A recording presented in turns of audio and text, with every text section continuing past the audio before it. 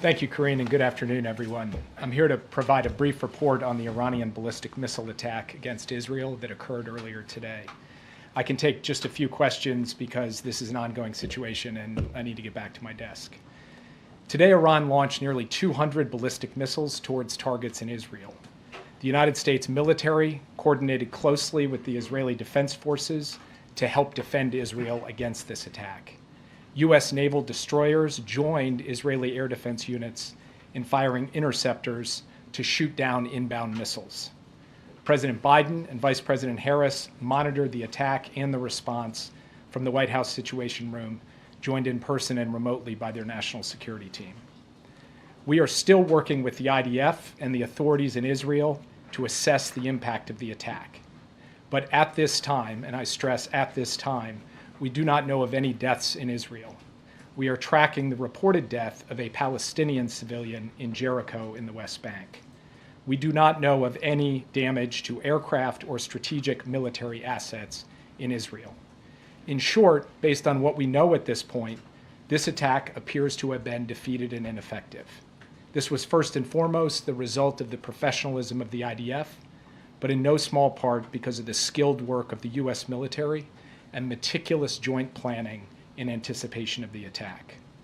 We are also aware of reports of a terrorist attack in Jaffa that took the lives of a number of Israeli civilians and wounded several others today.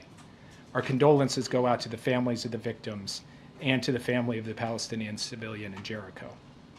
Obviously, my update here is based on early reports, and we reserve the right to amend and adjust as necessary as we gather more information. The word fog of war was invented for a situation like this. This is a fluid situation. We will consult with the Israelis on next steps in terms of the response and how to deal with what Iran has just done, and we will continue to monitor for further threats and attacks from Iran and its proxies. We are particularly focused on protecting U.S. service members in the region. And with that, I'll take just a few questions. Yeah. Thanks, Jake. Is the administration making any preparations to evacuate U.S. citizens from Lebanon or elsewhere in the region? We have been very clear for some time now that U.S. citizens should avail themselves of commercial means to depart Lebanon, given everything that's going on. We have said that from this podium, from multiple podiums. We continue to say that, but we have not begun triggering a non-combatant emergency evacuation, a NEO, and do not have an intention to do so at this time. If that changes, we'll let you know. But we continue to reinforce the point. American citizens in Lebanon should follow the guidance from the State Department, which is to find civilian commercial means to depart, because in extremis, we may not be able to get them out safely. Yes. Thanks, Jake. What is the U.S. view on whether Israel should retaliate, and what is your concern about this leading to a wider escalation of war in the region? We've had some initial discussions with the Israelis in the aftermath of this at the military level and also at the White House to Prime Minister's office level. We'll continue those conversations in the hours ahead. I'm not going to prejudge or get ahead of anything. We want to have some deep consultations with the Israelis, and I'll have more to report to you after we get the opportunity for deeper discussions. And escalation in the region? Obviously, this is a significant escalation by Iran, a significant event, and it is equally significant that we were able to step up with Israel and create a situation in which no one was killed in this attack in Israel, so far as we know at this time.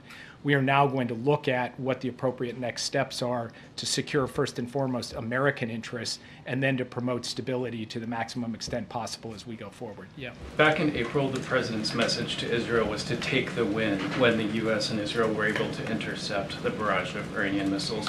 Is he recommending a similarly limited response this time?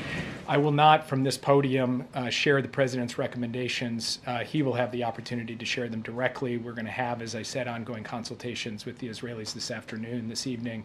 It is too early for me to tell you anything publicly in terms of our assessment or in terms of what our expectations are of the Israelis or the advice that we will give them. So will he be speaking to Prime Minister Netanyahu today? I don't have anything to announce from this podium, but I can tell you that he is tracking this minute by minute. We are very much deeply in touch with the Israelis, and insofar as we have calls to read out, we'll make sure to read them out with you. Just last question, then I'll turn it over. Thank you, Jake. In April, after Iran struck Israel, the U.S. issued a number of sanctions as a consequence.